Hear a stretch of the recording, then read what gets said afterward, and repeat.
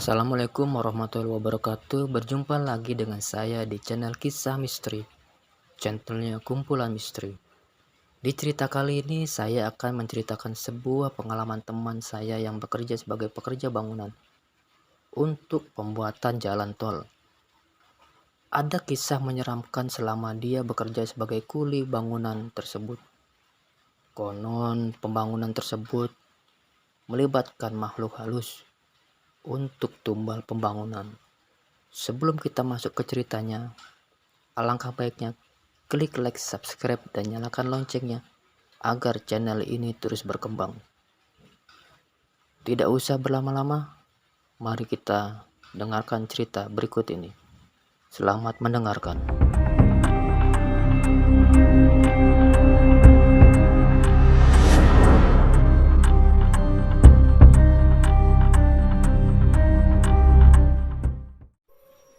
Kisah misteri tumbal jalan tol. Malam itu bulan menggantung pucat di langit. Di lokasi proyek jalan tol yang masih setengah jadi. Suasana terasa lengang. Hanya suara jangkrik dan desahan angin yang terdengar. Darto mengusap keningnya yang berpeluh, meski hawa malam terasa dingin menusuk. Ia dan beberapa pekerja lainnya mendapat tugas berjaga malam ini. Sudah beberapa bulan proyek ini berjalan, tetapi bukannya lancar.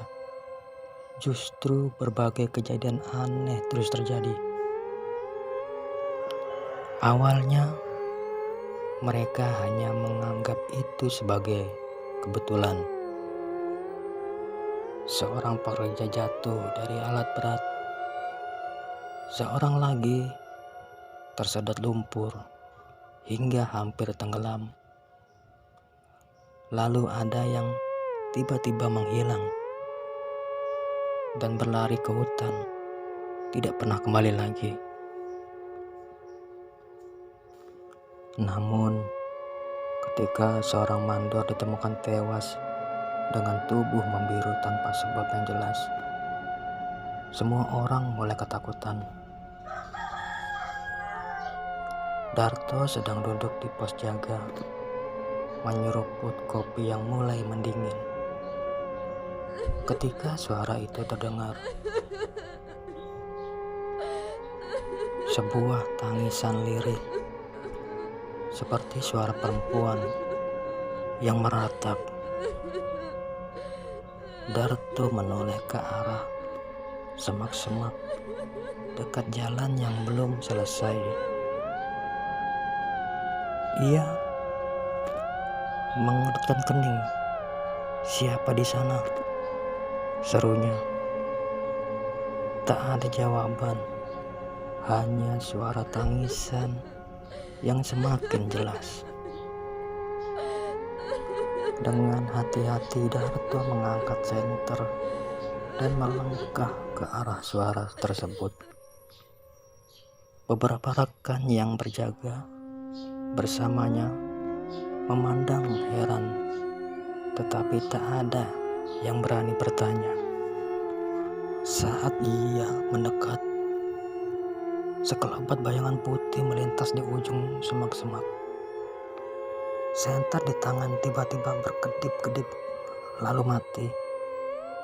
Darto mundur selangkah, bulu kuduk yang berdiri. "Ada orang?"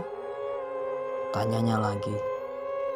Kali ini dengan suara lebih rendah. Tiba-tiba angin bertiup kencang dan terdengar bisikan tempat di belakangnya. "Tinggalkan tempat ini." Darto tersentak dan menoleh. Tak ada siapa-siapa di sana.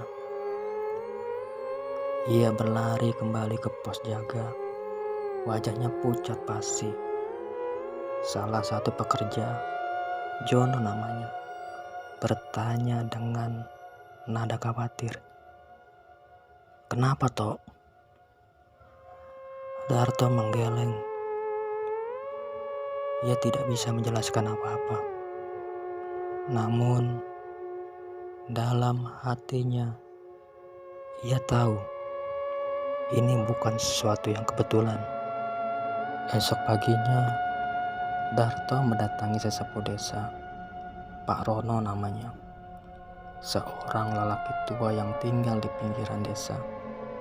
Rumah yang sangat sederhana, berdinding kayu, dengan halaman yang penuh pepohonan rimbun. Saat Darto menceritakan kejadian aneh di lokasi proyek, Pak Rono terdiam lama. Matanya menerawang, seolah mengingatkan sesuatu dari masa lalu.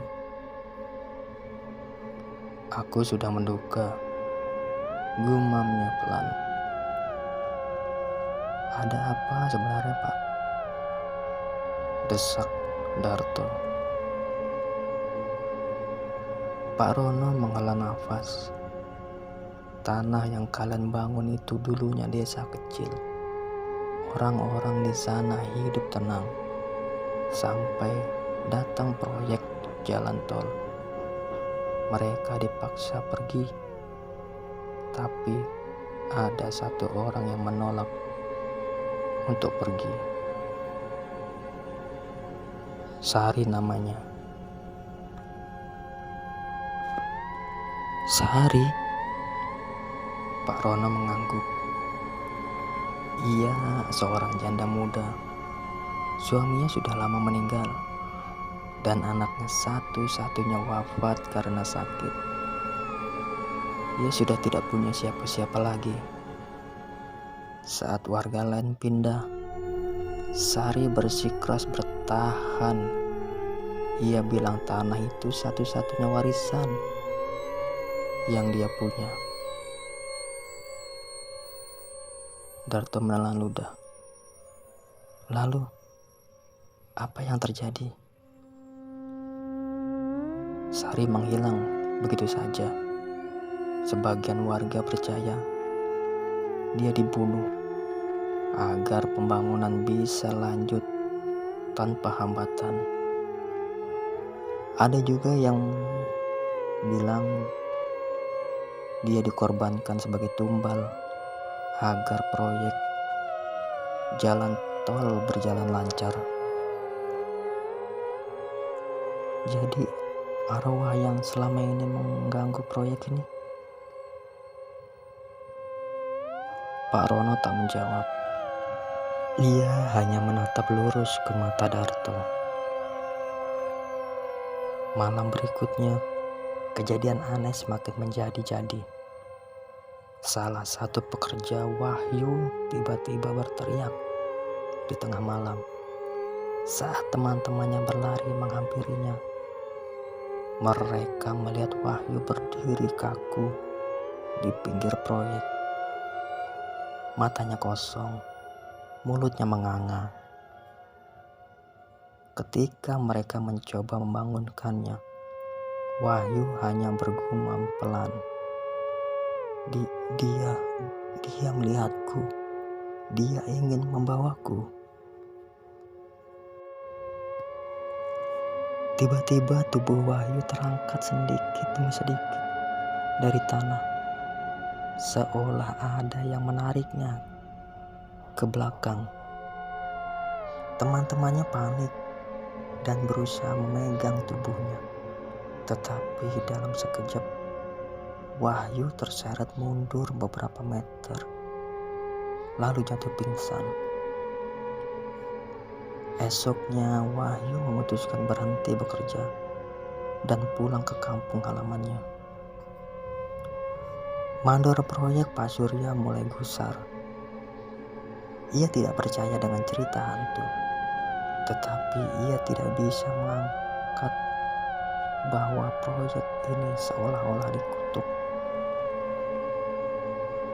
Darto yang sudah mendengar kisah dari Pak Rono mencoba berbicara dengan Pak Surya. Pak, mungkin kita harus melakukan sesuatu.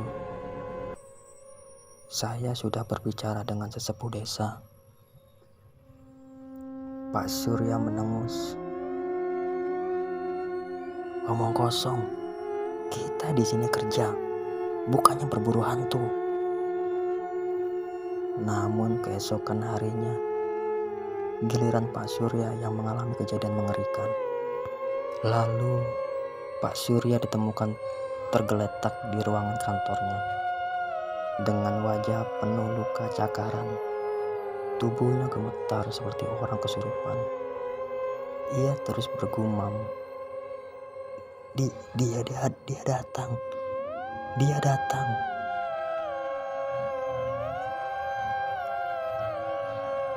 Darto akhirnya meyakinkan para pekerja untuk meminta bantuan Pak Rono.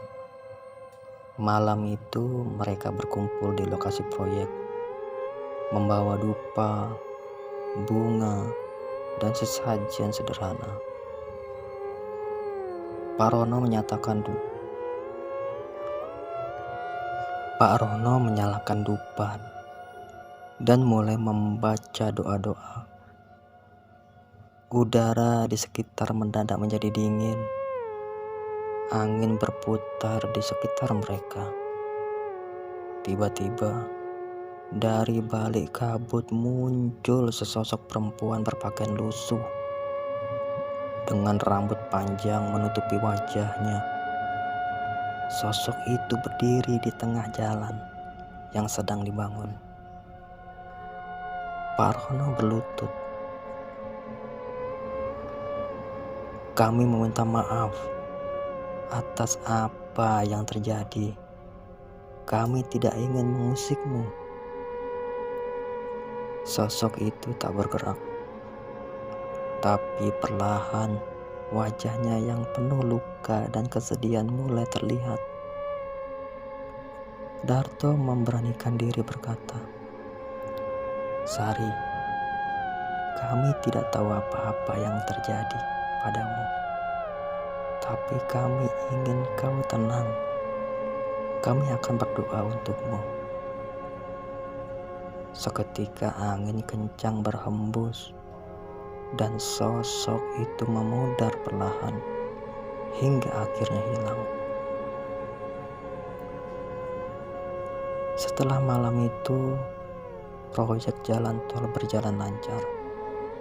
Tak ada lagi kecelakaan, tak ada lagi suara tangisan di malam hari. Namun, bagi Darto setiap kali ini melewati jalan tol yang telah selesai dibangun, ia selalu merasa ada yang mengawasi dari kejauhan. Dan di beberapa malam, jika kau berkendara di jalan tol, kau mungkin masih bisa mendengar suara tangisan lirih dari kejauhan.